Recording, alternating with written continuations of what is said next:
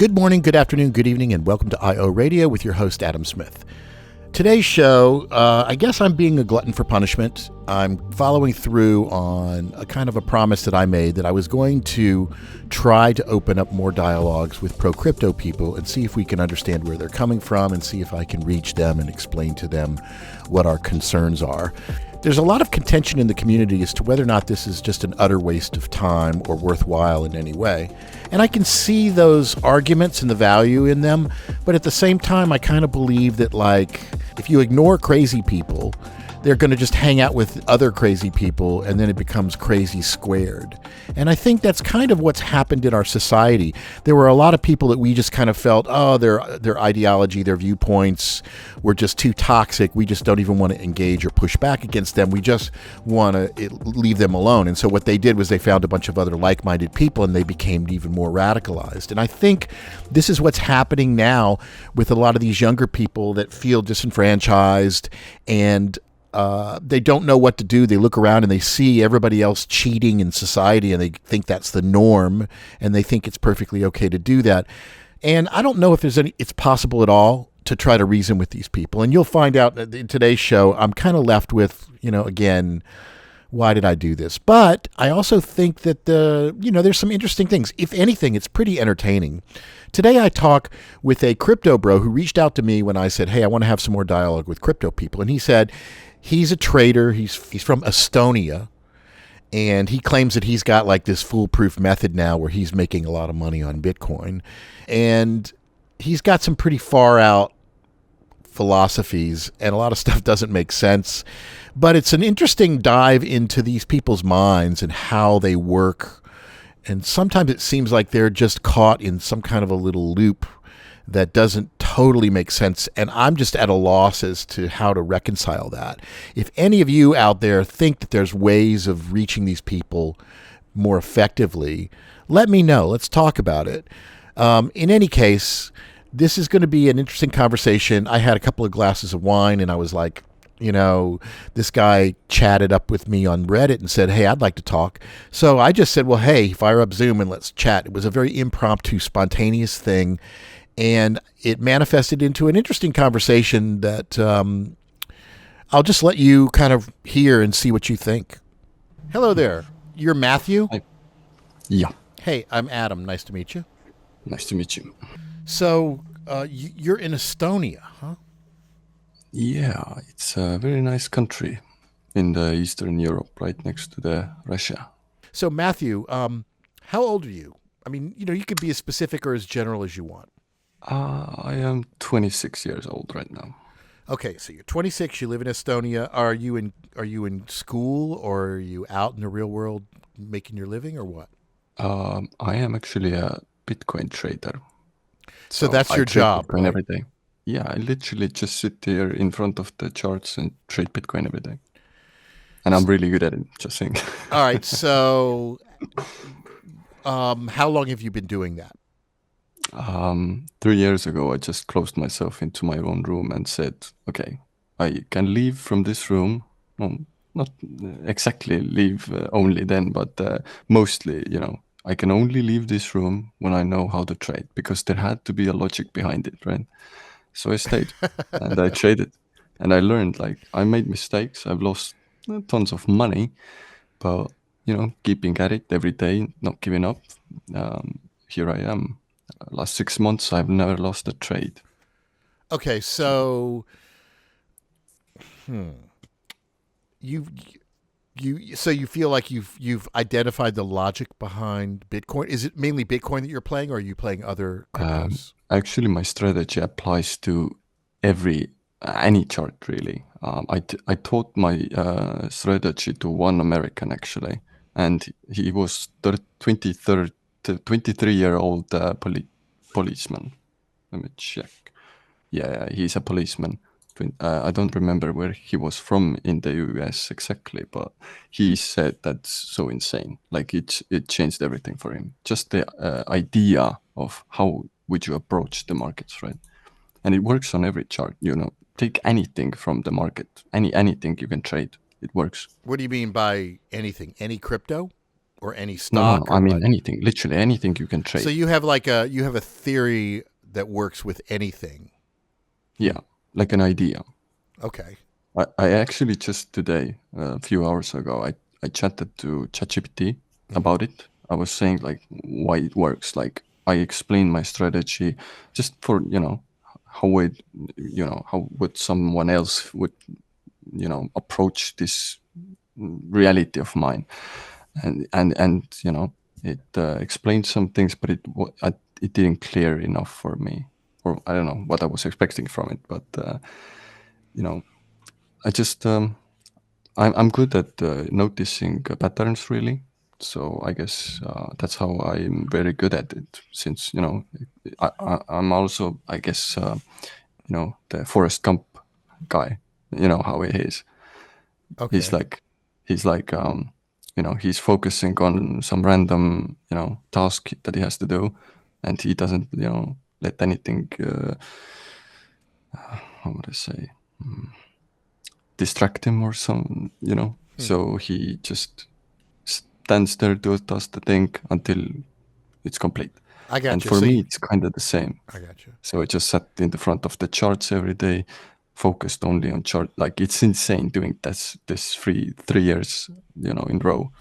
It hurt. It's kind of playing on my mental health a bit. But the results that I'm getting right now, it's actually insane. Like I'm making so much money, All right. like Well, more than I've ever give me some seen. example.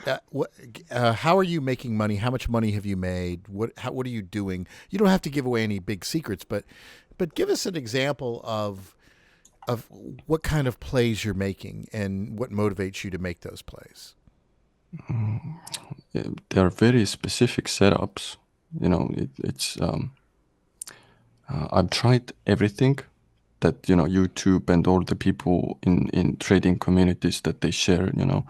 All the ideas. Of course, they're all out there, and they are the traders. So like everyone trades, right? Because someone has to press the button.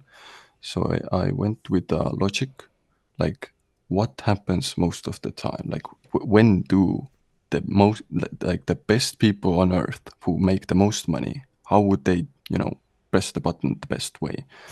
So I noticed some patterns that happen frequently, and of course it wasn't like if I when I actually okay, when I discovered the way of my trades that I take right now, it was like, how did I not see it before? It was so easy. It was just in front of me. How could I not see it?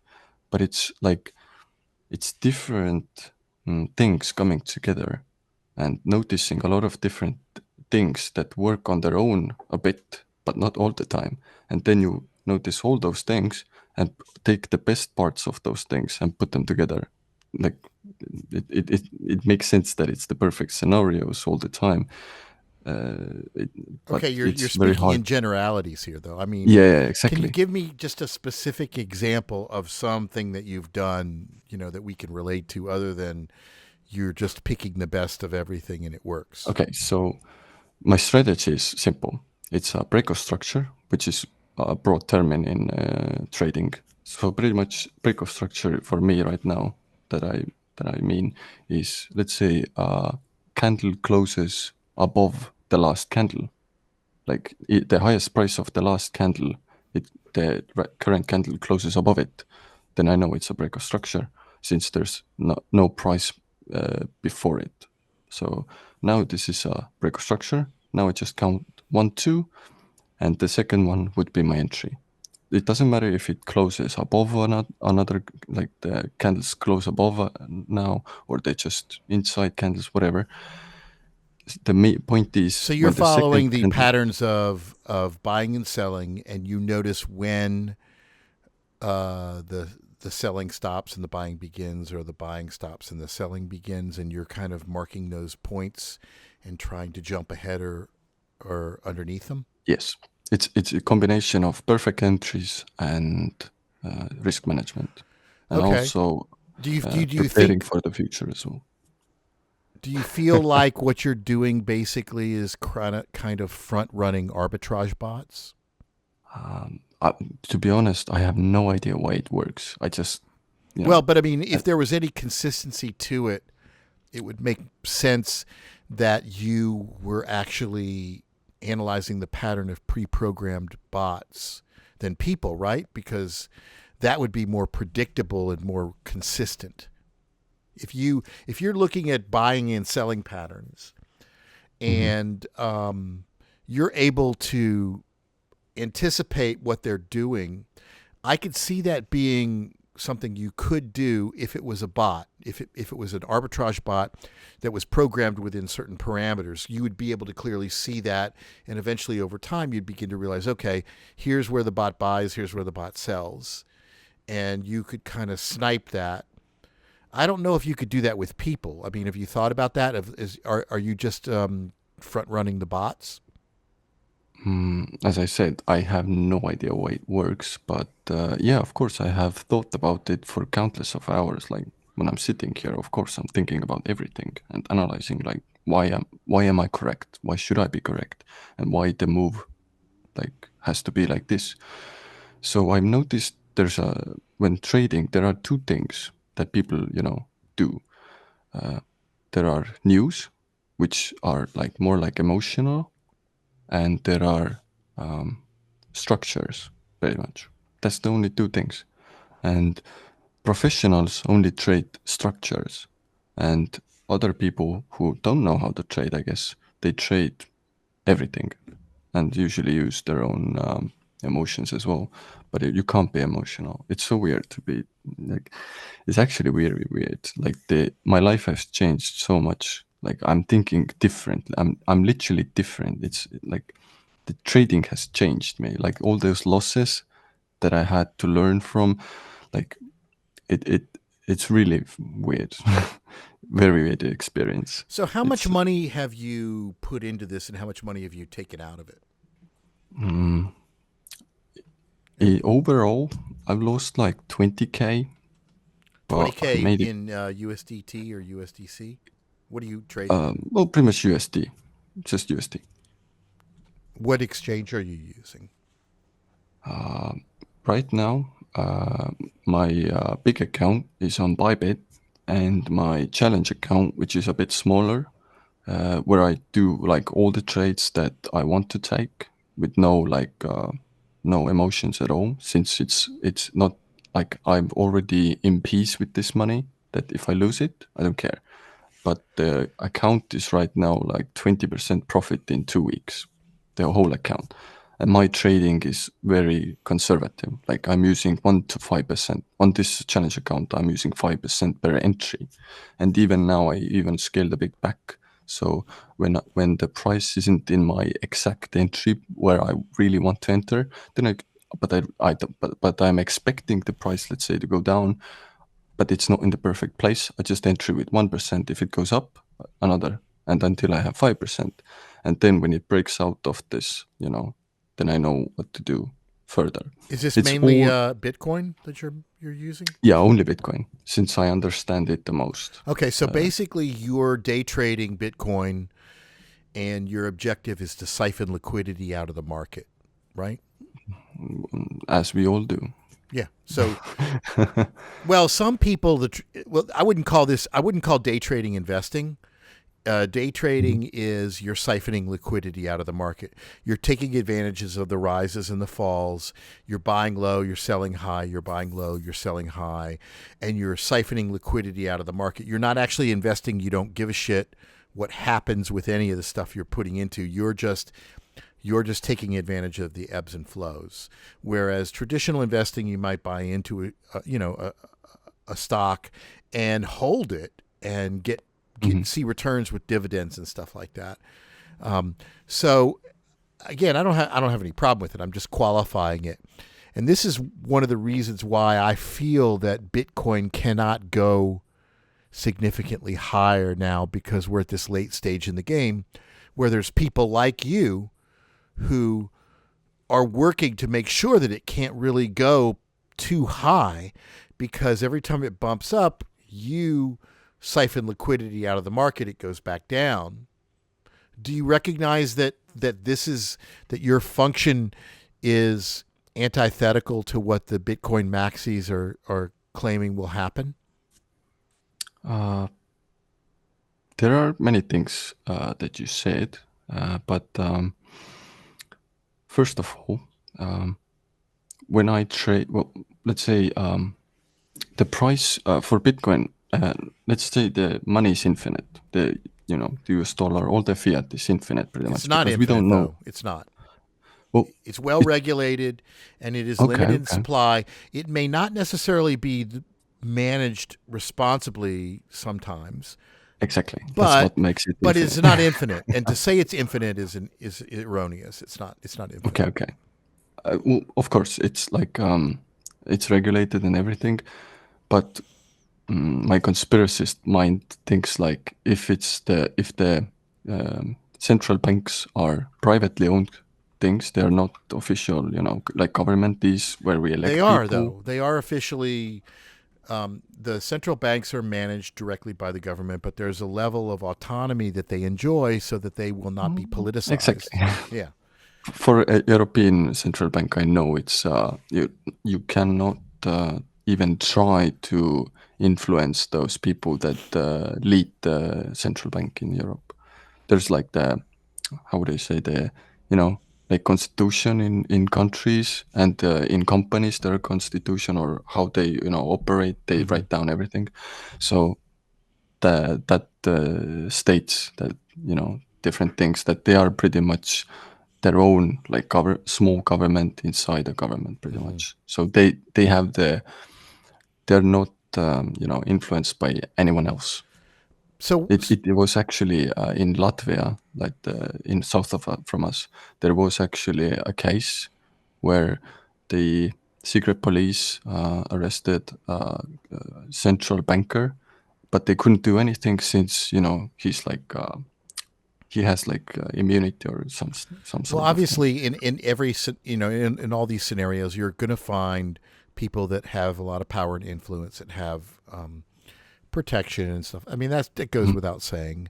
And Yeah, in a world where Bitcoin was the money, you'd have the same situation. It's not going to stop powerful special interests from having, you know, influence.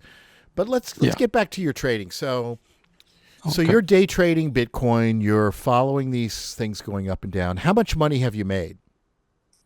Uh, over 100K definitely. So between 100 and 200K? I wouldn't want to say exact numbers, since there are powerful beings, as you said, Well, I out mean, there. I'd say between I 100 and am 200 is not an exact number, though. You said okay. over 100K. Now, if you're talking over 500K or, So the point is, I'm a very small account, like relatively small accounts on the Bybit, which is regulated and centralized, right, as you know. right, But we also have DeFi, right? right, Like decentralized finance platforms where you can use leverage to trade exactly as you would right. in centralized exchanges. Are you And involved in a lot of that too? yeah, right now I'm trading more in DeFi than in centralized. Since So uh, you're running MEV stuff or what? what do you mean? You're extracting value using scripts and leverage trading and stuff like that. I'm not using scripts. All trades are manual for me Oh, right now. really? Yeah, yeah. And it's mainly all Bitcoin. So Yes. are you staking Bitcoin or are you? Yeah, I have Bitcoin that is, getting interest, but there are not any significant What sums. other ways are you using Bitcoin in DeFi? Just trading. Okay, Uh, so you're just like using that as a Bitcoin term is to do trading. Okay, purposely trading because it's the fees are very high.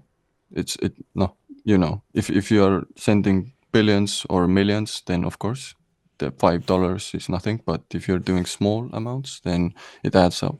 hmm So I'm not investing in Bitcoin because of the price right now. Yeah, I could invest when the price is lower, and we had like that's what I like about Bitcoin. It kind of shows you the amount of money that is outside the system, pretty much, because as you know. Right. Well, that money is To me, often money laundering, drug money, Chinese nationals trying to hide wealth outside of the country. that's all money. Yeah, Yeah. I that's mean, all the money that. So some of us recognize that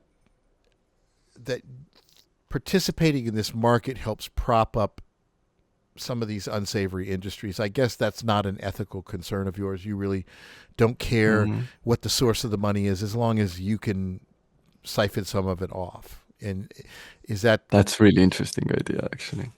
Wow. I haven't thought about that. Like, I know there's like money spinning around in everywhere, but like specifically like, oh, there's bad money in Bitcoin or dirty money or what, however you want to say it. Well, the whole To point of me, it crypto, was right, is that always- it's largely unregulated. It's a great vehicle for laundering massive amounts of money. And of course, the American administration has now been kind of acquired by the Bitcoin people, and the SEC has now been filled with pro-crypto people, so they're not going to be taking a whole lot of action against that.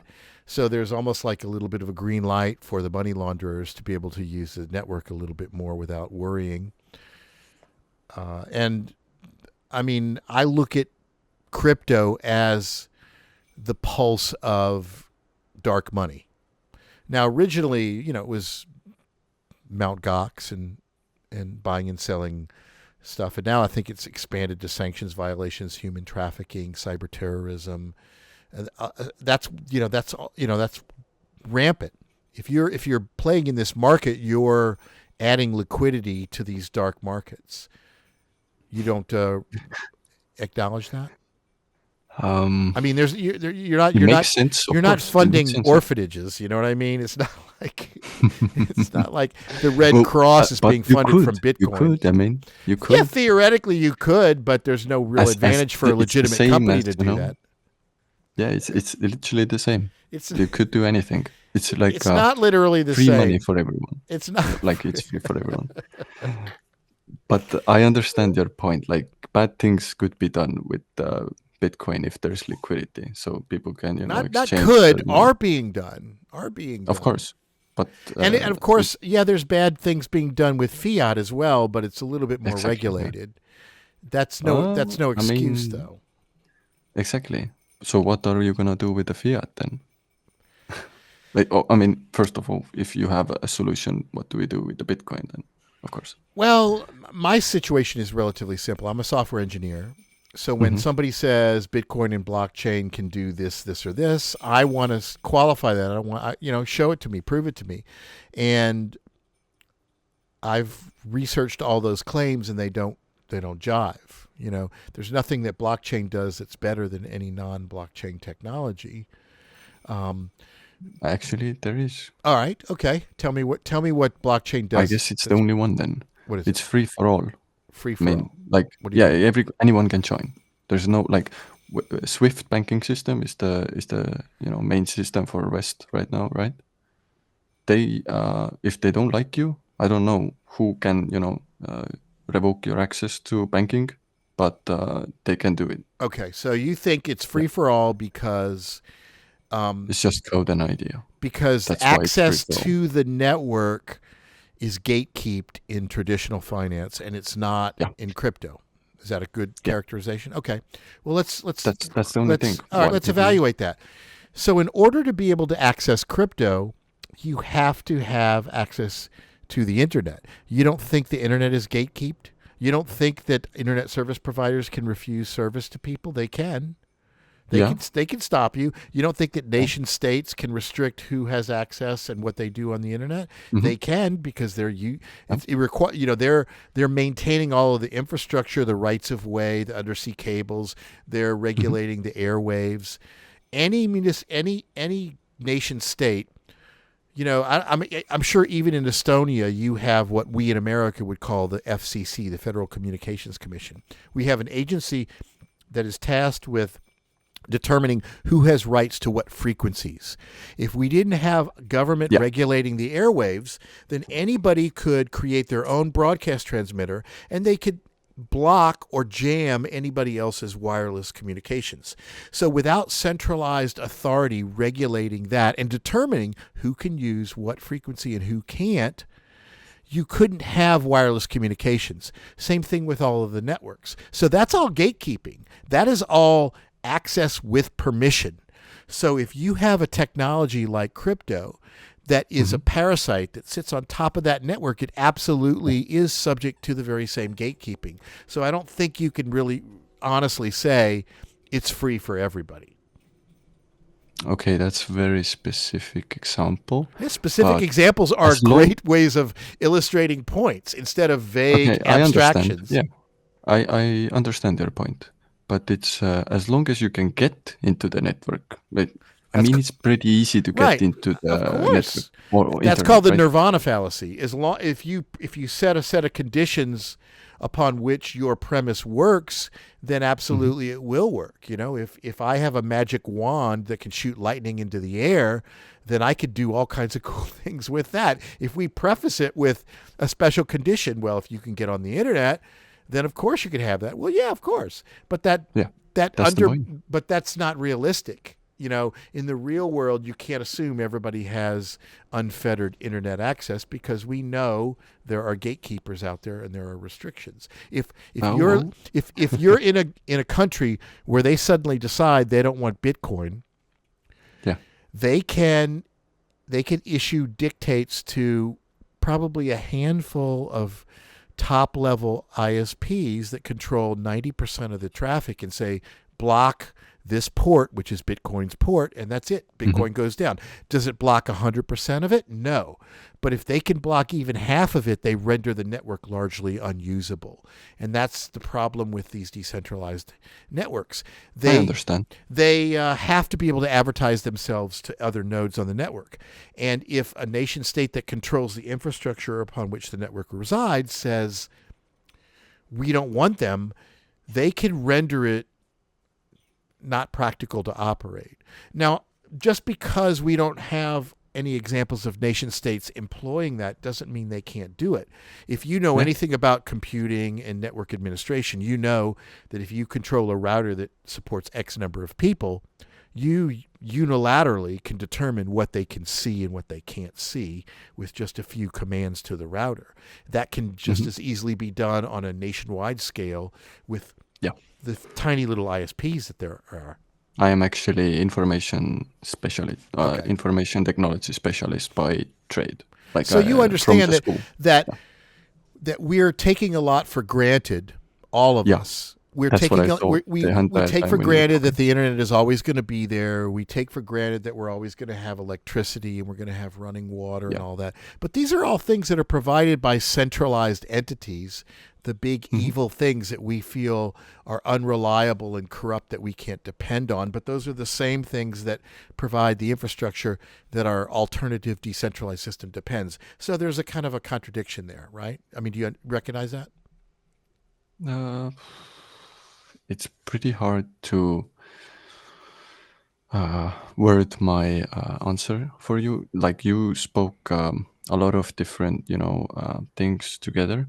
But I have a question for you. It's like, what do you suggest for a person that's bank accounts have been closed and he cannot open any new bank accounts in the West world? Like let's say West world. Okay. Where they use SWIFT banking. All right. Pretty much. Has that ever happened to you? I know a person whose banking accounts were revoked. He can't. So it hasn't happened to you? Accounts. No. Okay. Well, it hasn't happened to me either. And I don't know of anybody that it's happened to. So this is a weird fringe case. Can I ask another? Okay. Or tell another perspective. There are a lot of people in Estonia that the government has, how to say, like they are criminals now, in the eyes of government. And every month when they go to their job, they get their paycheck. They are left with a small amount of money for living, and it's mostly if they are in debt, and they are not. So they owe some people money. They have So we have that same thing in the Western world. where if, like, say you have some children and you don't pay child support, the government will take money from your paycheck and force you to support the children. And, that, I guess, depending upon your perspective, you might think that sucks. But if you're the kids, I'm actually the kid. So yeah, I was the kid. yeah. So again, I don't have any sympathy for these deadbeat dads that want to, renege their responsibilities. I think that's that's government's role. Government's role is to make sure people pay their fair share. And what we find in these scenarios where government has, draconingly done something to somebody, we often find they deserved it. Those people did something crappy. And of course, the common scenario in the world of crypto is the Canadian truckers, right? That's the example everybody uses. Oh, these Canadian truckers got all their accounts frozen by Canada. If they had been using Bitcoin, they would have bypassed it. Let's talk about that because that's the classic example. Good.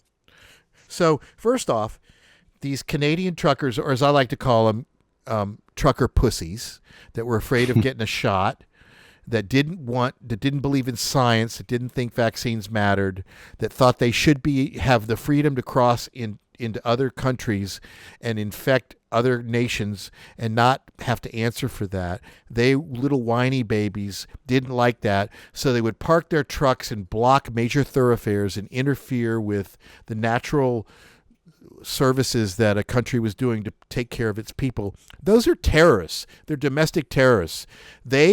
There's proper ways to protest and there's improper ways of protesting. And when you start blocking and keeping ambulances from picking up people that have heart attacks, or you interfere with the delivery of important supplies to people, you're a terrorist. That's not, and what you're fighting for is not necessarily something in the interest of the overall community. It's because of your little scaredy cat attitude that you don't want to get a vaccine. Well, nobody's forcing you to get a vaccine. If you don't want to get a vaccine, don't. Go sit at home. But if you enter a country and they require that you have that vaccine, that's the price you pay. You decided not to have a vaccine, that's fine. But if there's a bunch of other idiots that want to give you money and fund your domestic terrorist activity, and you're in a country that you're disrupting, they have every right to pull the strings that are funding you because you're a terrorist, you're interfering with that country. It's not any different from a foreign force coming in and invading the country and hurting the people of that country. The government has a right to protect its people. When you have a small number of cowards that are afraid of needles and don't understand science, and they want to disrupt the entire country, they have to be dealt with. And if they're getting funding from the outside, it is the obligation of that nation state to stop that funding. And if they had been paid in Bitcoin, that wouldn't have helped, because at some point the Bitcoin would have to be converted into fiat in order for them to do anything like pay their bills or buy gas, and the nation state would still stop them. So it would have never helped anything. So, well, that's you made interesting points. I myself didn't get vaccine.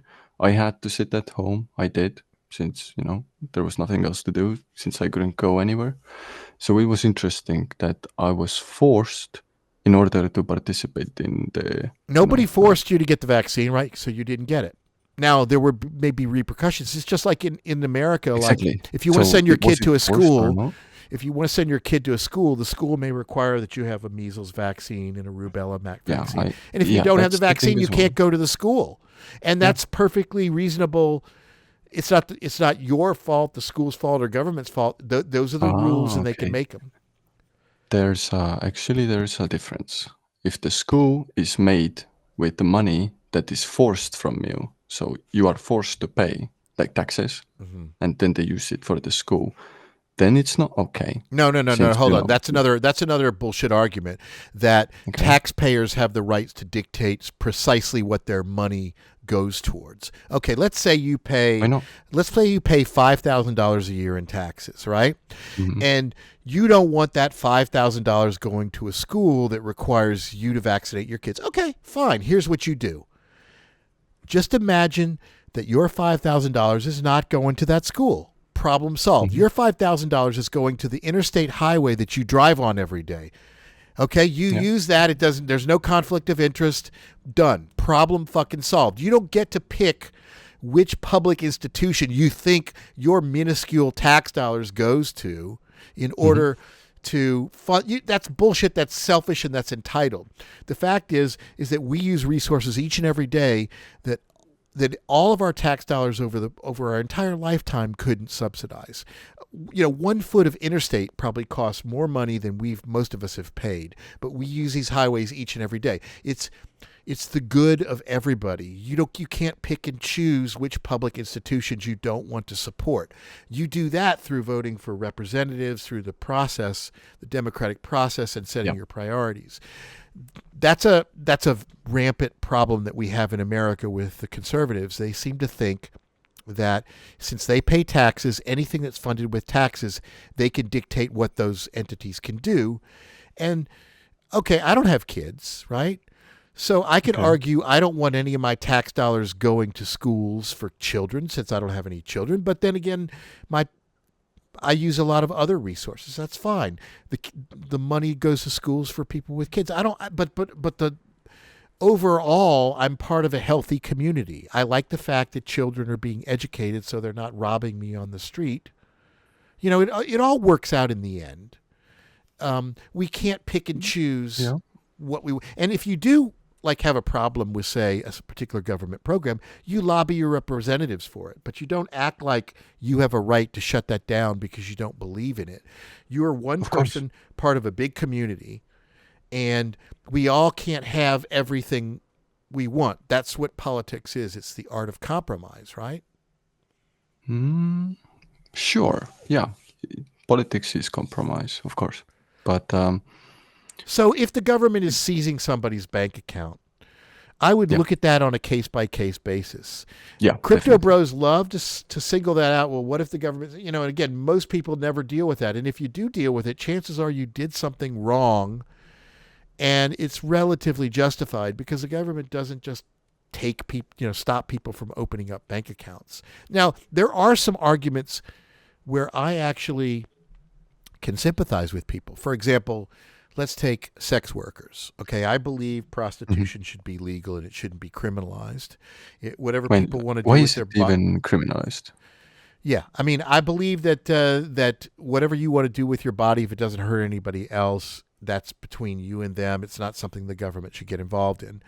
So I understand why people that are sex workers have trouble in the banking system. I also understand that, in America, we have a problem with marijuana being legal, but then on a federal level, it's illegal. So we have problems with institutions that grow pot having bank accounts. Those are problems, absolutely. But crypto is not really the solution to that. The solution to that is lobbying for change and legitimizing these industries. Crypto is just a temporary workaround that also introduces other problems. Same thing with sex workers. If you've got an OnlyFans and you can't accept Visa, that's a problem. Yes, it might be easier to accept Bitcoin, but it also introduces additional liabilities and faults that you have to be worried about. The real problem is a policy issue, and technology can't really solve a policy issue. And this, to me, is the fundamental problem with Bitcoin. Bitcoin pretends that this technology can solve problems that are created not by technology, but by policy. And we have to talk about specifics in order to really illustrate that. If we talk abstractly and ambiguously, we don't really get to see that. I have an interesting opinion. What would you say about a certain group of people that have access to crypto, let's say, and they don't pay taxes, and they get to, let's say, launder then their money through people who are willing to take their crypto, let's say Monero. Do you know Monero? Yes, I'm very familiar with Monero. Yeah. So let's say they take Monero and they change it to cash, and they can live like this. What do you say about those people that gain an advantage? And what if the amount of people that do this increase, they're literally advantaged over the people that pay taxes, right? Well, they're basically laundering money. They're helping launder money, which is illegal in many jurisdictions. Yeah, but what's And stopping them?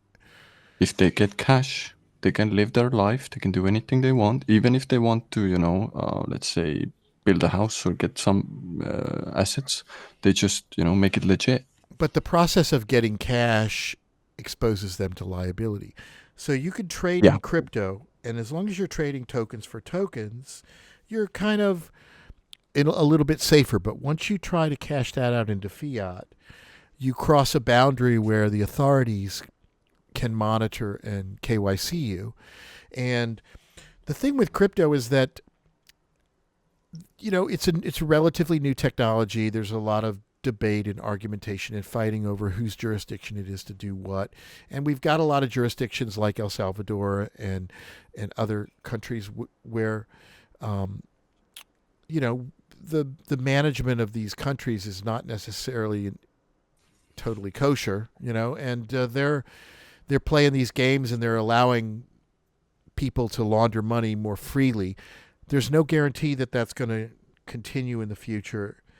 There's no guarantee that any of this money that's laundered, there won't be some liabilities in the future associated with it. If you take crypto and you put it in a mixer or you exchange it with Monero, maybe you get away with it today, but you might not get away with it tomorrow. You just don't know.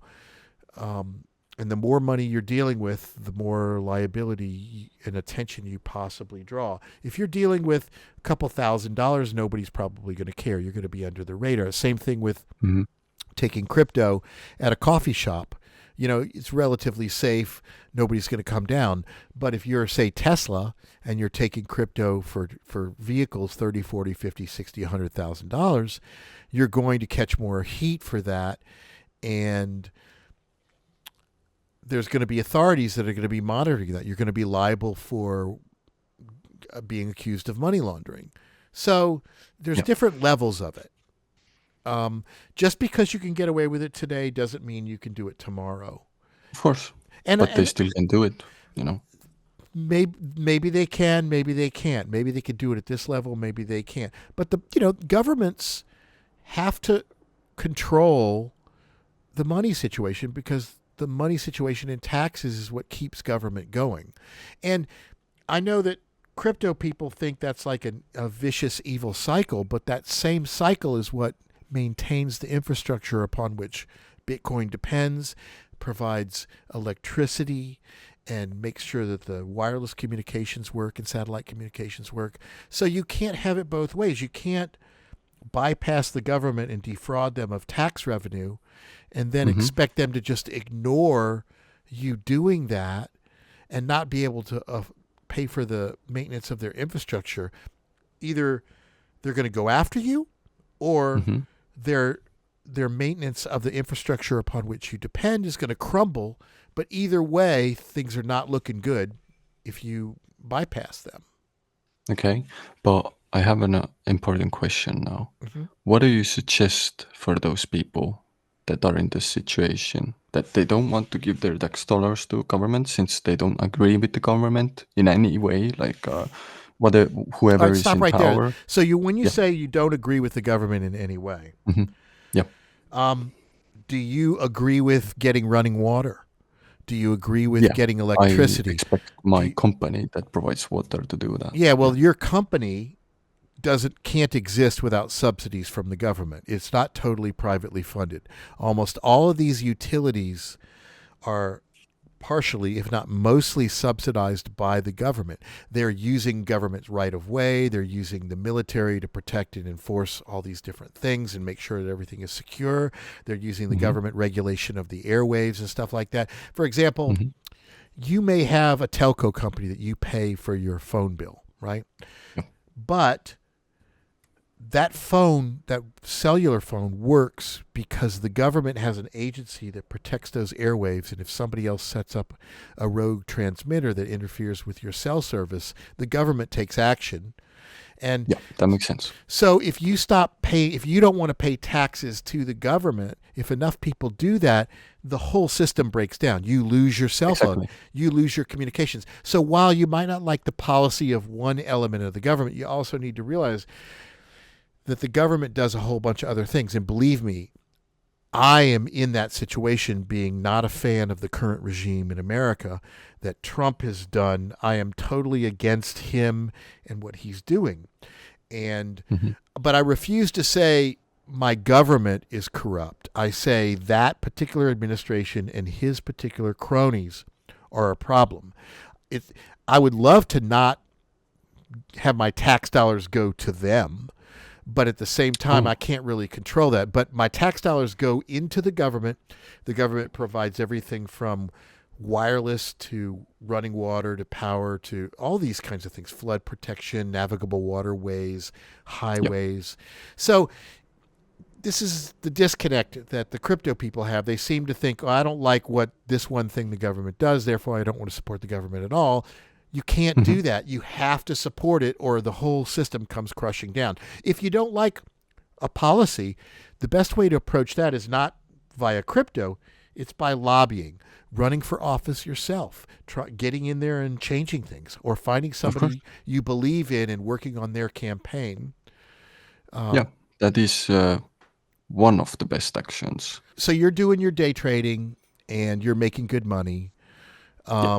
What are your plans? I mean, where do you see this going? Do you have a backup plan? Is there something else that you want to do once create some wealth for yourself or set yourself up? Um, Do you own any property? Do you have a dream of going into another business? Do you want to start a family? What are your goals? the family is growing. Oh, you have a family already. Okay. Yeah. Um, but I guess as I'm getting older, I'm getting more like how would I say, like confidence to enter into talks with people, share my knowledge. Like I've just sat in a room for last of my life basically, Hmm. or my whole life, and read everything I can on the internet. Of course, everything is not true, but it has helped me, to like you say things that must be in black and white, but for me at least, like you say it's like everything has to be easy to understand, so you usually take out all the variables that might sound crazy, but at the same time you don't know if they might be true as well, but you stick with this very easy to understand concept for the world. Well, So well, I for the like to purpose of go. of discussing this podcast, I want to avoid going down any kind of rabbit holes where we get distracted by all the gray areas. I certainly Yeah, of course, I recognize that understand. there's nuance to everything. Absolutely. Yeah. My plan would be to have a better life for Estonians. So I'm not into making stage yet, since I haven't gathered the amount of money that I need. But I'd like to open up businesses uh, for different areas, like energy. Like I know a lot of people in Estonia that do very variety of things, but um, they're working in companies that are aligned with the government. Like it's not bad that they are doing it. As you said, we have to do it, since no one. How else would you do it? But in myself, I know that in the end, we will all give our opinions, and in the end, we will have what, what was it? Like when everyone agrees, or like consensus. Well, Uh-huh. like if we get the consensus on different topics, like like in the end, when even the stupidest person understands, that's a good idea, that should be good, like that should be in real life, that In should what context you are know you believing that we can achieve consensus? That Bitcoin will be so like the world yeah, world yeah, money? the crypto world is like a stepping stone, like the first step I got you. into like freedom, since So you really there's no. believe this? You really believe that crypto is the future and that it's inevitable Of that course, everybody else yeah. will adopt this? It is inevitable. It doesn't go away. And like it from now on, since 2009. the crypto doesn't go away, right? Okay. Since it's just code, right? Well, no, it can still go away because if the price of Bitcoin drops below a certain level, it no longer becomes economically viable to operate it. Do you understand Sure. the dynamic here? Because Bitcoin has to continually grow. Since operating the blockchain doesn't produce anything useful for society, the only thing that motivates people to continue to operate the blockchain is that the price has to keep going up. If it Can I stop you here for a okay. moment? Mm-hmm. Do you know Tor network? Yes, Like absolutely. the Onion network? Of course. You do understand that those people that run this network, they don't get paid, right? So Tor is a privacy network, but it has actually been undermined. It is not as secure as people think it is, and it provides a false sense of security. I think you should have used BitTorrent as an example because it's a better example to use for utility. The idea is the same, right? It's Not a new necessarily. technology that gives very specific or niche, usefulness to the world, and So people use it.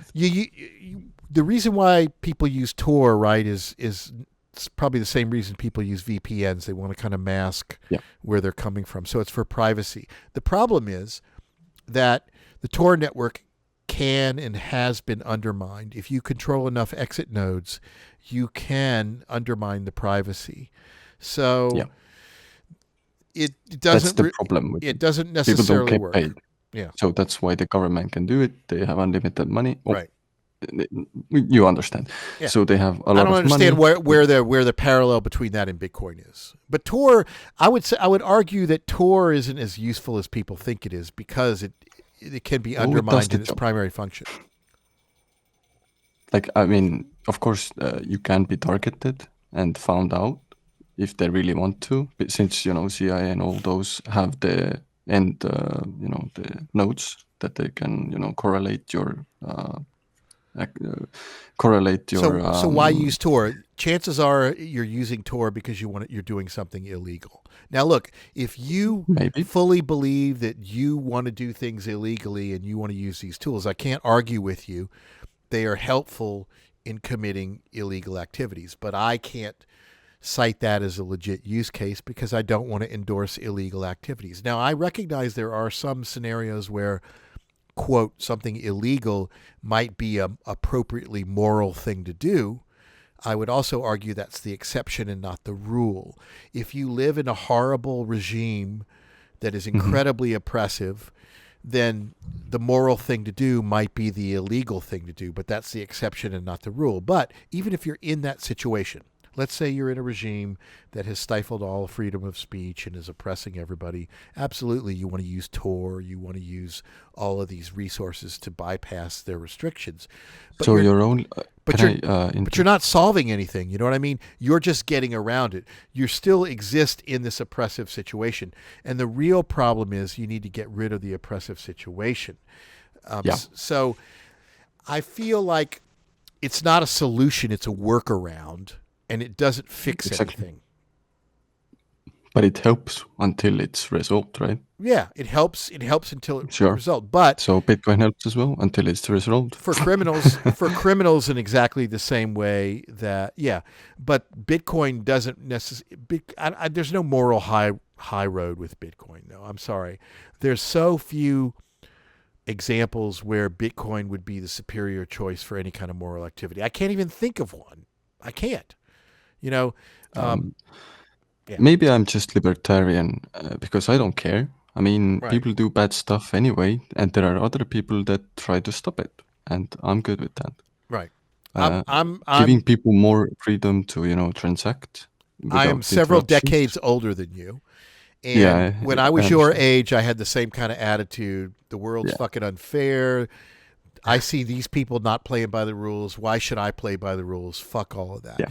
But the older that I got, the more I realized that, yes, there's shitty people out there breaking the rules. But if you break the rules, there's no guarantee you're going to get away with it like they did. And there are reasons for the rules being in place that make sense. And just because there's people breaking those rules doesn't mean that rules don't matter and that nobody should pay attention to them. it's just like if you have a friend that does something and gets away with it, that doesn't mean that you should do it. Hmm. Of course. There's liabilities there. And I don't want to come off as some kind of lawful hoity-toity person that's, you know, you got to eat your vegetables or you can't have dessert or anything like that. I understand we live in an imperfect world, but Yeah. I'm becoming increasingly concerned by these younger generations that have this hyper cynical attitude towards all government, because government is what gives you civil rights and private property rights. So if you don't believe in the government, there is nobody else that's going to back you up there. You know, if you're not going to support the government, there's a lot more you have to worry about than whether or not you can open up a bank account. You know, if you could lose everything, you could lose your right to exist, to not be tortured. I mean, and that's an important thing, and that's what government does. And so many people take that for granted until it's too late. True. I'm sorry, I didn't mean to get all kind of Yeah, I understand your like I'm doing a thinking. sermon or something like that.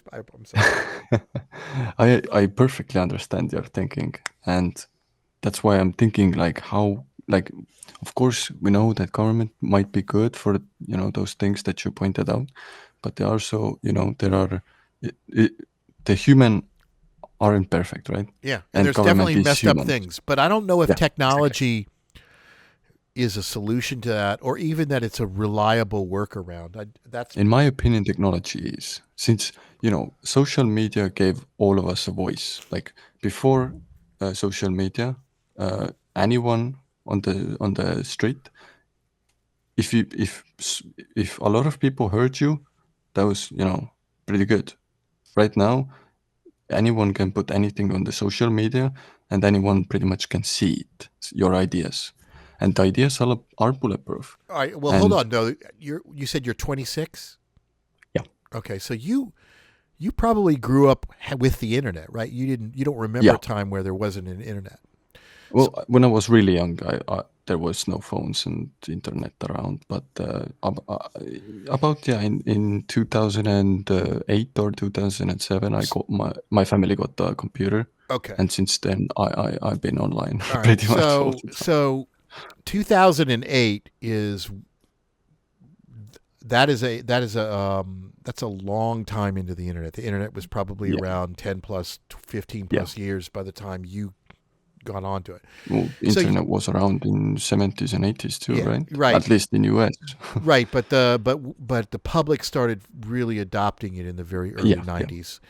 So I know this because I was an early internet service provider, and I also ran Mhm. bulletin board systems in the 80s, and so I remember what it was like in the early internet, and it was really cool. It's a shame you guys didn't see what the early internet was like, because it was completely different than what you grew up and saw. Your impression of online freedom of expression is nothing like what we really had.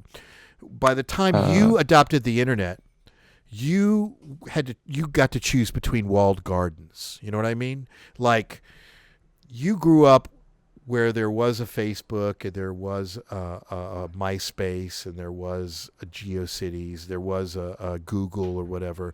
But before all of that, it was much more decentralized in a completely different way. I understand, yeah. So you're I've run my own servers. so you and yeah, but even running your own servers today, you're just a little life raft in a long ocean where there's other major shipping lanes that are not paying any attention to you. Mhm. So the concept of freedom in the late stage internet is completely different than what it was in the early internet. And I don't know if that's anything we really want to celebrate. You know, that like the internet that we have now is some kind of Yeah. liberating force. I don't know if I could get on board that. When you look at something like Twitter and X, where you have an oligarch that has bought it so that he can control the narrative, you know, and that becomes what everybody picks up as what is news and what is information. The internet I has have an failed idea. us in that respect. I have an idea regarding this. Would you support, let's say, a decentralized system where everyone can vote and have their opinion, and based on all the citizens' votes, we have consensus, and then we, have the pretty much like the Everybody lives happily ever after because of consensus. The problem with yeah. consensus is, what is consensus? If you want to look at Bitcoin, we can look at how Bitcoin's consensus mechanism has worked historically, and if you look into it, you'll find it has become corrupt. If we look at the schism between Bitcoin and Bitcoin Cash, there was a group that wanted to increase Bitcoin's block size so that it could handle more transactions and it could be faster. There was a group that supported it, and there was a group that didn't support it. And who won? The group that didn't support it. So BCH was the more technologically advanced version of Bitcoin, but it did not become the dominant one. Now, why do you think that is? Because there consensus? Are people. I think there are a lot of people that don't know how it works, but they want to use it. So they didn't know about it, I guess, since how would you change the narrative right now? Right. So as a casual person. So what you're talking about here is that the public wasn't fully informed as to what the true advantages and disadvantages were in that situation. Yeah. And that's because private special interests controlled the narrative. Because even in a situation where there is consensus, if you allow private special interests to control how people are informed, you cannot have a truly informed public, right? So that's the that's the paradox there, right? A consensus mechanism is only as good as how informed the people are. And if you don't control the private special interests from having disproportionate control over people's opinions via media, you can't have a reliable consensus that acts in the best interests of everybody. And that's basically what's happened in America with our elections. That's what happened with Bitcoin. You had a couple of special interests. And I don't know if you've seen my documentary, Blockchain Innovation or Illusion, but I talk about this, and I talk about how Bitcoin's development team was beholden to certain benefactors via MIT's Digital Media Initiative. They were paying the dev team, and those were corporations that were also creating level 2 solutions. And so they profited from Bitcoin being slow because they were creating technology that would augment that. So they didn't want the block size to be increased, and it created a schism. And so they had more power and influence. So that's the way it went. So this is a good example of where what's in the best interest of the overall community and what makes sense technologically didn't end up being, quote, consensus.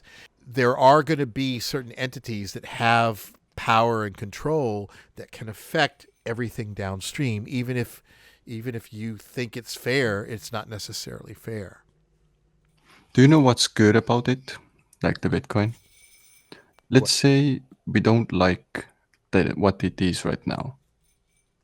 We can always change. Well, when you say we, who is we? Anyone who wants to use it can change. Right. You can grab a copy of the code, and you can change it. Let's say you decide that you don't want there to be 21 million, you want there to be 42 million Bitcoin, right?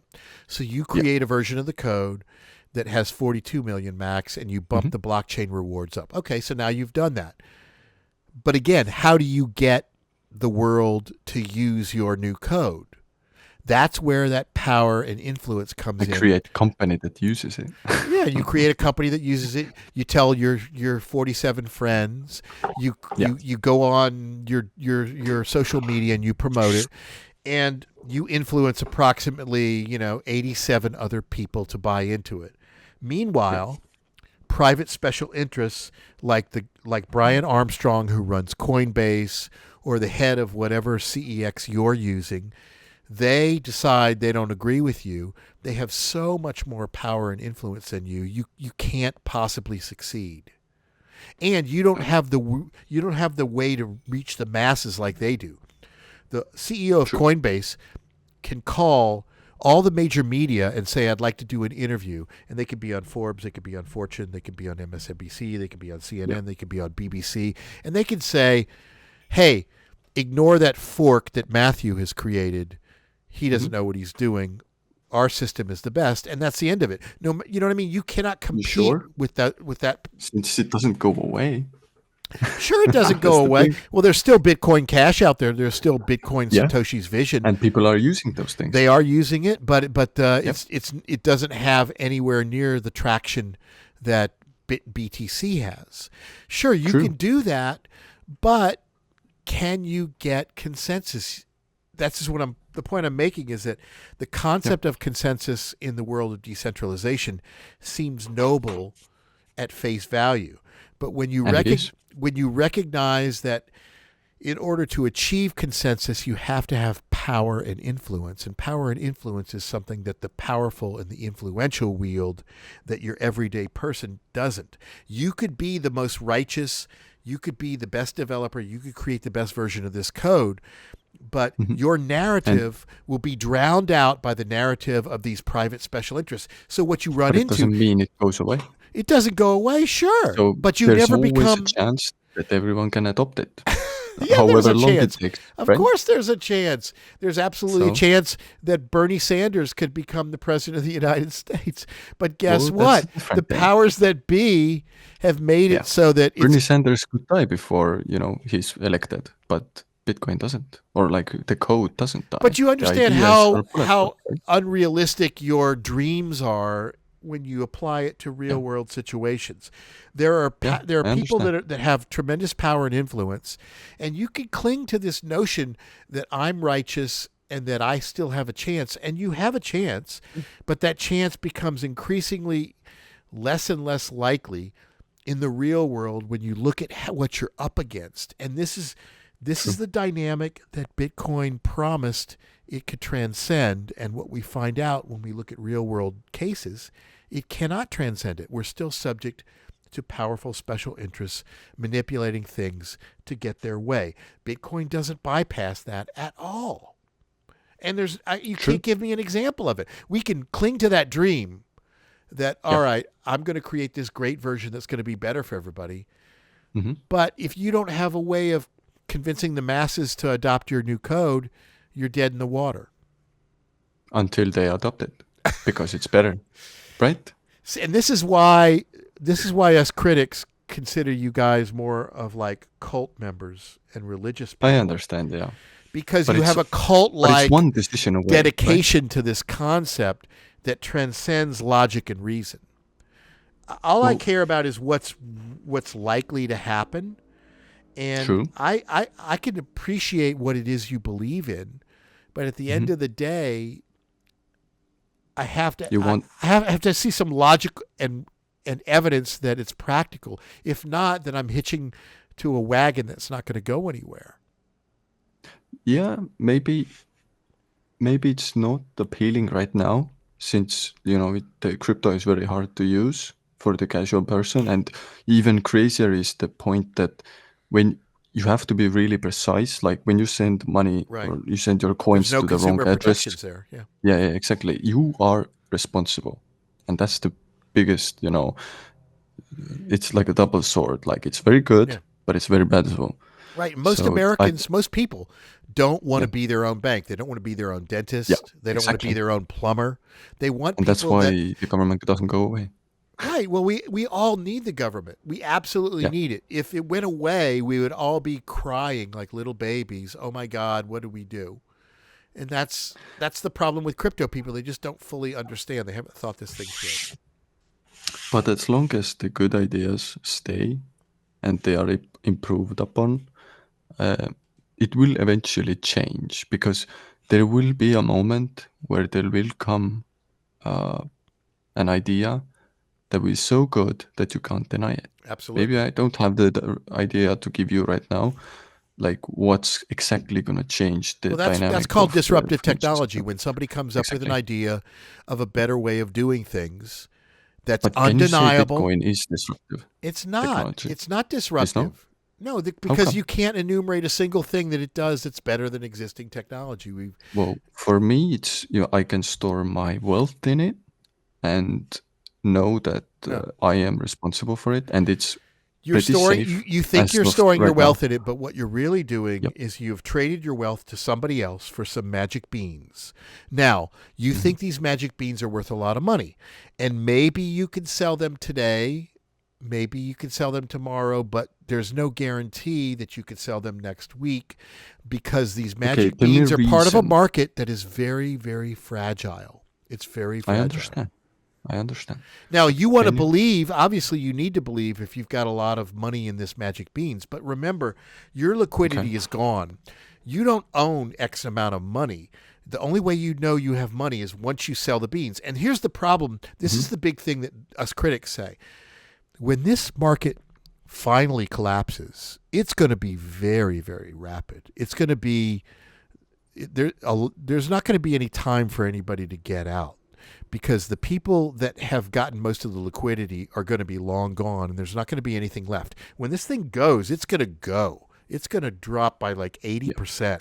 And it's not going to come back up, not Why not? anytime soon.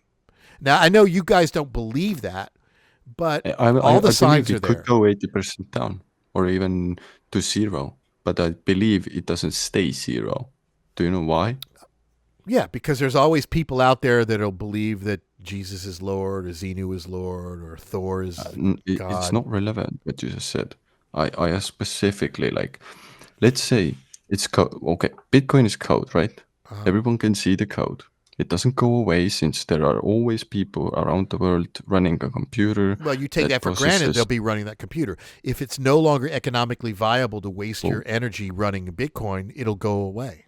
is it economically viable to run a Tor node Um, since you don't get paid at all? it's not, no. And so you can't Well, depend on how, anybody running it in how does it perpetuity. differ from how does it differ from the Tor node then? Well, Tor Like, nodes, Tor nodes, in order to work, require centralization. You have to have some kind of centralized repo keeping track of where the nodes are, or you can't find them. If that central system goes out, then all Tor goes out. So it could be okay, shut down. okay, but it means that anyone pretty much can open up a program on their computer and run a Tor node, right? There's no guarantee Tor will be available tomorrow either, Why not? because people may get tired of running it. They may decide they want to do better things. And Tor How? nodes come and go Okay. quite a lot. The Tor network is not all that robust. There's Yeah, no I know, I know. subsidization of it. Just because it Yeah. hasn't disappeared doesn't mean that it'll stay there forever. That's, you Of can't. course, it will not stay there forever, since there will be a better one in the future. Mhm. That's guaranteed. It's like it's not that I know it, but it makes sense, right? Yeah.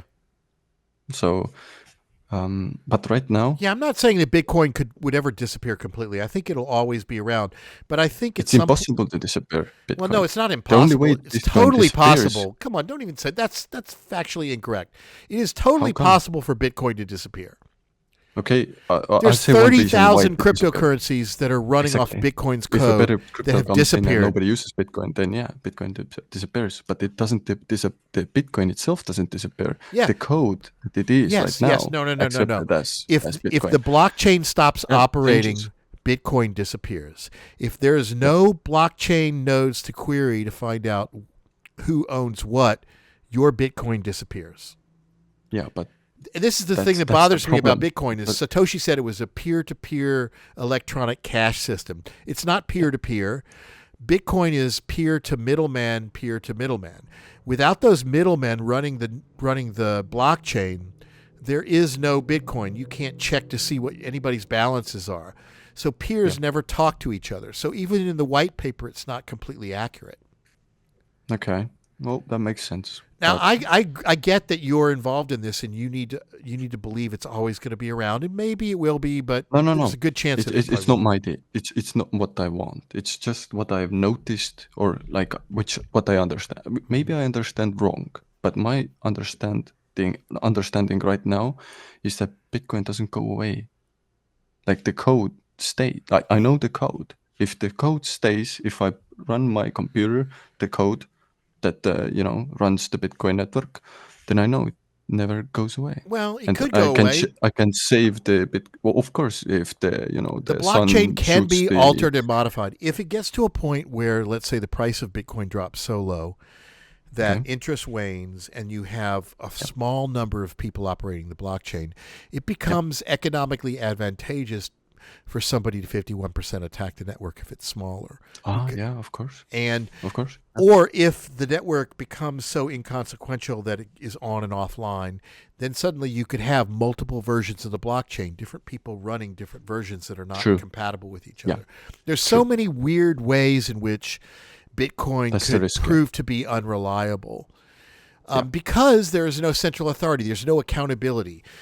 exactly. If you try to query the blockchain and it doesn't work, you can't complain to anybody. And this is what Yep. people want. If I open up an account and it doesn't work and I don't know where my money is, I want some hmm number to call that is responsible for telling me what happened. Yeah, People do not want to put any significant amount of value into a system where there is no fault tolerance, there's no accountability. It's just like yeah. if you want to buy a product, right? You could do you have Amazon over there in Estonia? You can order from Germany. Okay. But so you know that there's different ways you could you could choose to order from one place or another place, but if one place hmm offers you returns and if you don't like it, then that's going to give you a little bit more security. You're more confident buying from that source. People want Yep. accountability. They want to do business with entities where if there's some misbehaving, there is some way of reconciling that. And this is the hmm problem with crypto and blockchain. There's no reconciliation. There's no accountability. So it's the only way Bitcoin really works in the long term is if everybody adopts it. But the problem is fundamentally the way it's designed, it's unappealing to your average person because there's no Yep. accountability. I don't see how that flaw can be fixed because it's fundamental to the design of Bitcoin. Bitcoin either panders to criminals that want no take backsies or it panders to the mainstream, which want accountability. You can't have Yep. both. And so that's kind of the dichotomy True. there. True. But still, I think my opinion stays, or the reality stays, that the people who use cryptos are in advantaged position over the, let's say, normal people who don't use it, right? In what way are they advantaged? Well, if they don't pay tax, they can use this money. Well, let's say they launder the money to cash. They can use the cash to live their life. So they And if make a they little want bit of extra something, money because they're breaking yeah, the law and yeah. committing tax But at evasion. the same But they time, could always if they, be held accountable for that because the immutable yeah, but blockchain keeps a how are record you of going to do that? this is the Let's say I double-edged use thing of Monero, right? same How difference. do you know? Monero is not guaranteed to be secure. There's been bugs in Monero that have exposed people's transactions. Again, you keep True. pivoting. But let's just talk about Bitcoin. You're using Bitcoin to commit tax evasion. Bitcoin has an immutable ledger. You never know Yeah, if at some point in time authorities decide to look at the ledger and nail you for tax evasion. If they identify a particular crypto really wallet as hard. yours, If you know what you're doing, it's really hard. look, this is the beauty of Bitcoin. It's pseudonymous. It's not totally Yeah, anonymous. exactly. So if you have a particular wallet that you're using to execute transactions on, nobody necessarily knows it's your wallet until you try to cash out. Once you try to cash out, you go through a gateway where you identify who you are, you tie yourself to traditional finance. Now you've hmm created a link from your personal thing to that wallet. At that point, that's a liability. If the authorities have access to the records of that exchange. And again, all these exchanges everybody uses historically where they didn't have to KYC, they thought they were able to commit tax evasion. And then, you know what? The governments went after the exchanges and said, all right, give us your records or you're going to jail. And suddenly they coughed up all the records and suddenly all their clients were compromised. That's something you always have to worry about. Now, you could say, you could hide behind, I'm a small potatoes. They probably won't go after me. And maybe you're right. hmm But technically speaking, if they wanted to, there's a path there where they could nail you for that. Yeah, maybe I'm just intellectual who uses brain to do those things, to counter those things. Like I create all the time new addresses when I get paid. I use the what was the service called? The coin join, where you put Or everyone puts their Tornado coin. Cash or all that kind Yeah, of yeah. stuff. Yeah. So same things. Yeah. So you're So you're mixing crypto. But the problem is yep. that I did a podcast episode on this called "The Ticking Crypto Time Bomb," where I Mhm. talk about how no matter how smart you think you are, no matter how many mixers and how much you move money around, you Yep. never know when you're going to get nailed because True. these exchanges, there's the off ramps to crypto into fiat are getting smaller and smaller. It used to be, there was a site called Local Bitcoins where Mhm. you could do peer to peer stuff. That got Yeah. shut A lot down. of people do it in here as well. Right. And but it's becoming harder and harder to do that. And if you're dealing with somebody in that market, chances are they're trading very, very dark money with you, which means if that goes into another wallet, it's tainted. And if you move that wallet Yep. to an exchange trying to cash it out, you may find your account blocked. Maybe on Monday it isn't. On Wednesday it is. You just don't know Yep. because there's all these companies out there like Chain Analysis that are By the constantly. way, I myself am banned from Binance. Oh, really? Because of using some of these mixers and stuff. Yeah. Yeah. See, so and you never know if the exchange that you are using may suddenly get overrun by the officials and they say cough up the Yep. records of everybody, and then the next thing you know, you just don't know, and that's the double-edged sword of blockchain with its immutable ledger. Since We all have the actually developed a really easy system to counter that. whatever So system we it is, though, that if blockchain can acknowledge your wallet crossing paths with that system, once that system gets designated as a mixer, Mhm. then your wallet is tainted. Okay. That's the problem. You can create, again, that's the beauty of decentralization, right? There's so Mhm. many places where you can launder this money and mix it that you're kind of just counting on the fact that you're small potatoes, you're not dealing in seven figures or whatever, so you're unlikely to Mhm. get caught. And you may be right, but you just never know when that's going to change. And it seems like that's a rough. I mean, I understand if you got nothing to Oh, lose sorry, and you can want I to play interrupt? with it, Can you say the change is because you don't know how it could change, or you are definitely certain that it won't? The problem is each and every day these analysis systems are identifying more pathways where crypto is being mixed. Mhm. So what seems to be acceptable today may not be tomorrow. You just don't know. They're developing all these formulas where they can rate people's wallets or they can trace them Yeah. back X number of jumps. There's no Yep. foolproof way to get beyond that because it's all computer based and other computers Mhm. can trace where it's all going. If you convert something into Monero, then bam, that wallet may be flagged as transferring money into Monero. And everything that it touches from that point on could be subject to seizure. You just don't know. It all depends on who you're dealing with. You just don't know. Maybe I just know communities that are strong. Well, since Estonia is very small country, like 1 million people, everybody knows everyone, and there are big communities that change crypto and cash, and most people just use the mixers for getting cash. So they mix their money, put it in the mixer, and then they straight from the mixer they send out to the person that they want to get cash from. And it's a really good system. Like they use this cash to do fun stuff or whatever they need to do in their life that doesn't require paying taxes, certainly, but everything bigger that is registered, like property or cars or whatever, they just put it on the business account, the crypto, Right. and tell that, I have business here, I do this, boom, boom, boom. What's the government gonna do? They don't do anything. As long as they get their pay or their cut, they're okay. So all you have to pay for tax for is the things that government can take away. Right, but you recognize what you're doing is illegal. Just Yeah, of because course. just because the government is not taking action against you doesn't mean that you're completely safe.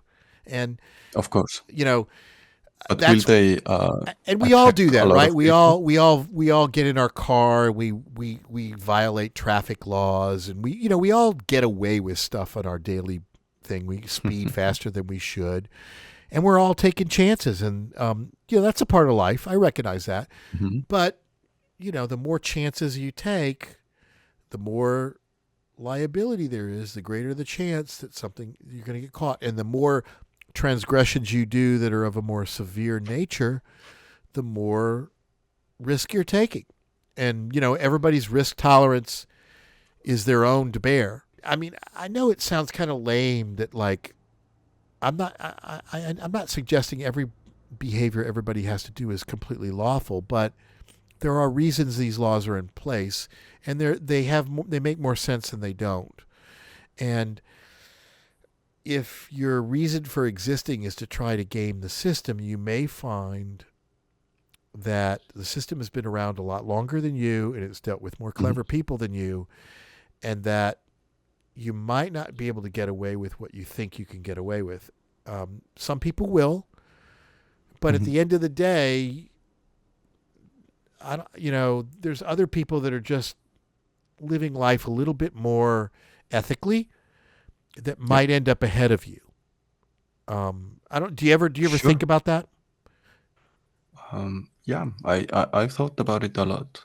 Um, and it's really interesting since, you know, a lot of people live lawfully and they're doing good. A lot of people are not living lawfully and they're doing good as well. I haven't seen personally anyone getting arrested or prosecuted for, laundering money in crypto, basically. And of course, they're not doing big sums either. Like just for food, maybe go for fun to something, right? Right, But but so you're scaling your operations up to a yeah, larger level. You know it's illegal. You haven't expressed to me that you have a backup plan, that you have any other. So, is everything right now you're just going to keep doing this, and as long as you can, you're not really going to think about pivoting into something more legal? I've thought in about like, let's say I want to protect my wealth, right? How would they take it away from me if they even know where it is?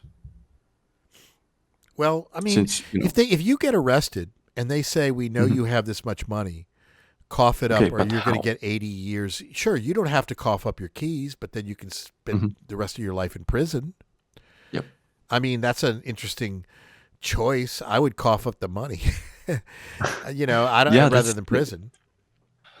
that's the point. Like, first of all, they have to know about the money, Again, the but how would immutable they? the immutable blockchain makes that easier than you think it is. I know you think you So can hide it, but that may yeah, not the be the only way they case. know that the money is mine is when the person that sent me the money tells them, right? If you try to take that money and cash it out, and that Yep. and that the wallet addresses are tracked, you're nailed. This is not like Mm. cash. Well, yeah, to me right now, logically, the only way that someone would know that this money that was sent to this new generated address on Bitcoin blockchain, let's say, the person who sent me the money that to the wallet that they just made So what are you going to do with says it though while it's sitting in that address? At some point you need to do something with it, and when you I do, send it to the mixer, I mix it okay, and and then you send it exchange it to someplace. the cash, Okay. or I will, store it. Well, when you exchange it to the cash, that's a liability there. You don't know if you get pinched at that point. What do you mean? Well, the conversion from crypto to cash is the liability point, right? Maybe you find Sure. somebody online who will give you cash, but you don't know if that's an agent of the government or not. Exactly, that's the point. If you know people, then it's not a problem. If you don't know people, then it's valid, of course. Oh, maybe you know somebody, but they got nailed by the government, and now they're working for the government to lessen their sentence, and they're going to bring you in. You just don't know. True. Well, In in the our world, in communities, that criminal underworld, you can't trust anybody, right? I wouldn't say I treat this community, like the crypto community in Estonia, are really like very friendly. Like, I mean, overall, like friendly and all this. But I know a lot of people who do it as a side hustle, and they all like we all know each other. Like more people come in, we know it's inevitable. We've all talked about this, like, oh, of course there's laws and stuff, but in the end it's like a war on drugs or war on terror. It just creates more. Hmm. So it's like, why would we want to, ban it, make more suffering, stuff like this, when we know it's inevitable? How can we change it, like to better our lives, rather than, is the only reason that I'm doing it is I don't want my money to be sent to the Ukraine war, because that's what they're doing mostly. And Well, they're sending it to defend Ukraine, right? yeah, And so but you to don't want to me, defend the Ukrainians, and you don't see how that I could come want to back to haunt defend my you. own people. Yeah, but if Like, Ukraine falls, you guys could officially, be next, right? yeah, of course, So obviously, but we so have your backing, I hope. we don't, not with Trump in power. You don't. Well, right now, on the Pope's funeral, the Estonian president was right next to Trump. They talked. You can't count Seems on like Trump to they're fucking guarantee anything. true, true. They already the Trump already said that The Trump that administration. this Trump stuff is a never Russian hurt. asset. He is a I'm not asset of, sure. yes, no. I'm not sure. Well, I'm telling you, he is. He is an asset of Putin. And I believe it's your conspiracy here right now. Trump has been there in the U.S. for a very long time. He's been very influential. He's been a president wow, it's before crazy once, how right? he said he was going to end the Ukraine war in 24 hours after he got elected. That never happened. Yeah, this would be like, he's a man. He's a very confident man, and he's a business person, and he's like us, like normal person. He's just rich. That's it. He's He's just not a like human. me. I'm not a Okay, I'm okay, I not a understand. malignant narcissist. So I'm sorry. Okay, I understand. In that sense, of course, but in overall sense, he's just a human. He has his own beliefs and stuff, like you do, like I do, like everyone has, and he just believed that he could do it. He could pull it off. Seems he didn't. Okay, what a fail. When you're in that But he's situation, you should be careful with your words. You don't make promises that you can't guarantee, or true, else your true. credibility is waning. He's Yeah. illustrated that he doesn't really think that much ahead, which is not a skill that a leader in his position should be Well, devoid of. I bet the Americans could have found a better For president sure. amongst themselves, A of course. fucking tree stump would have been a better president. Well, I'm But not sure. yes, a tree stump would not have raised all the tariffs and created trade wars with everybody. Tariffs are really interesting. It's like tax on your own Yeah, people. it's just completely stupid. Look, we're as But confused about it as anybody else is. Believe me, yeah, we it don't is know what an he's doing. interesting concept. But So it's interesting. So you're in Estonia. You don't want your tax dollars supporting the defense of Ukraine, but you're worried about Ukraine being invaded by Russia. I don't follow this chain of thing. Like, you think that if that there's no advantage to supporting Ukraine, but you are about worried the about Russia invading you next. I mean, if they are successful in Ukraine, they're going to continue to expand, right? You there's a recognize big that. difference between Ukraine and us. You know why? It's because Ukraine is not in NATO. Uh, Estonia is, of course. That's a different topic if the NATO works, right? yeah, but Because I we mean, never had but the test. but who wants to pull us out of NATO? Who wants to Sorry. pull? Uh, Trump has repeatedly tried to pull America out of NATO. True, but So I don't know why you since would World think that operates Trump is on on your side when he has said that he doesn't. right now, he is, because he's obligated to. You know why? Wait. You think Trump cares about treaties that have been signed by other people? Maybe he Where's the doesn't. evidence for that? Maybe he doesn't. but in the world For somebody of who rules, believes in trustless it has to. transactions, you certainly have a lot of trust in that. Well, it's a world of rules, and as you said, the world of rules has been around before us, even you. Yeah. And there are powerful people that play by the rules, and those same powerful people can destroy the world in one button, right?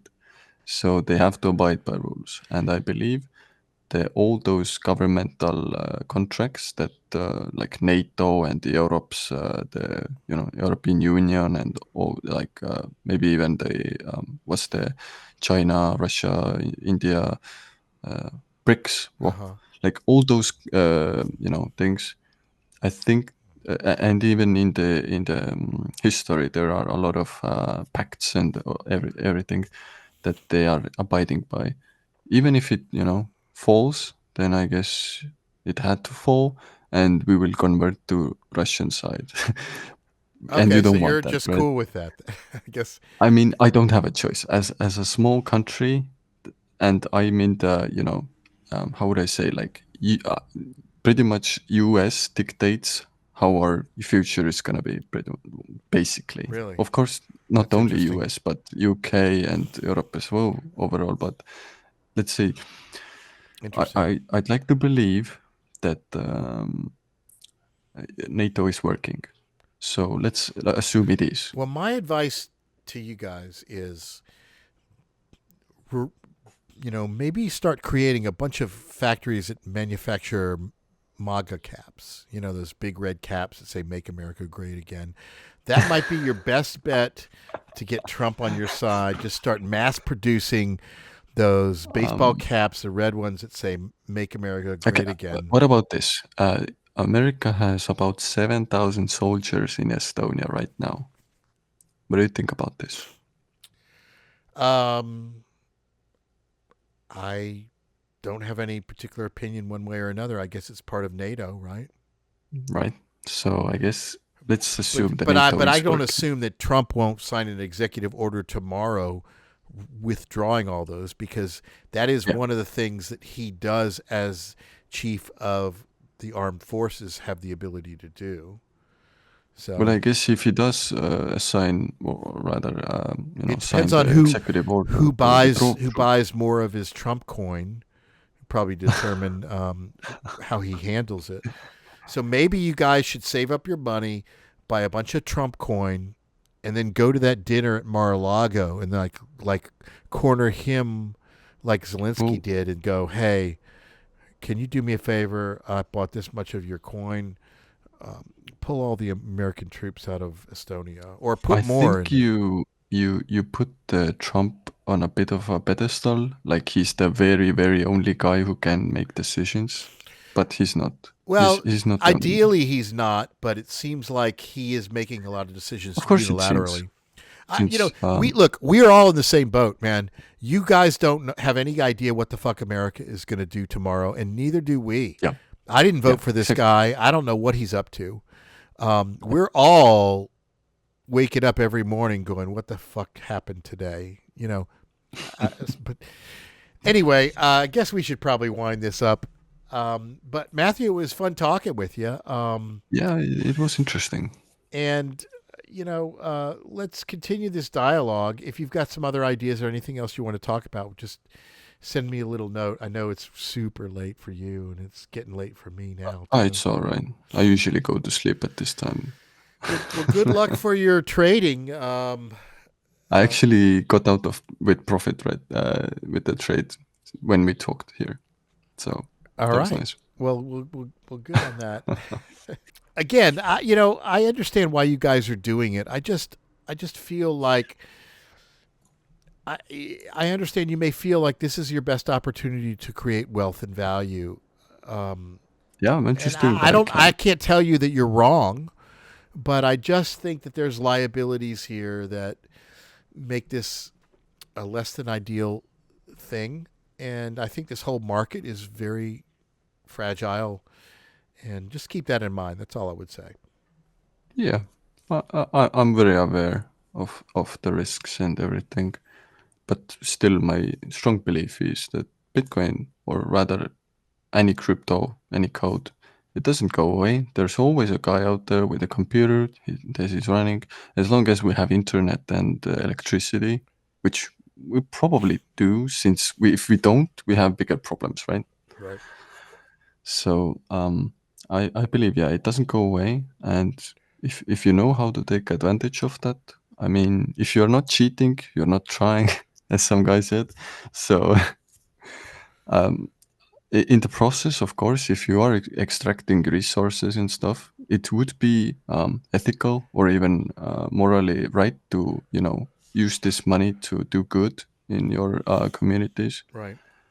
All right. Well, it was good talking with you, and I guess we'll end it here and reach out to me online and let's keep in touch and see how things go. All right.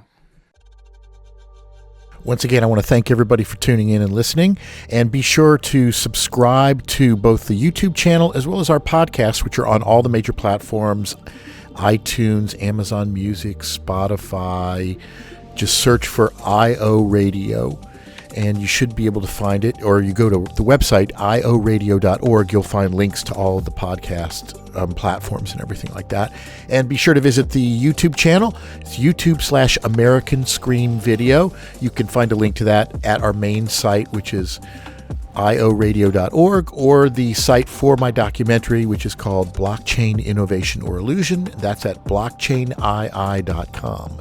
And again, thanks very much for your support. And if you would like to appear on the show, or you want to debate, or you want to discuss anything, email Adam at ioRadio.org.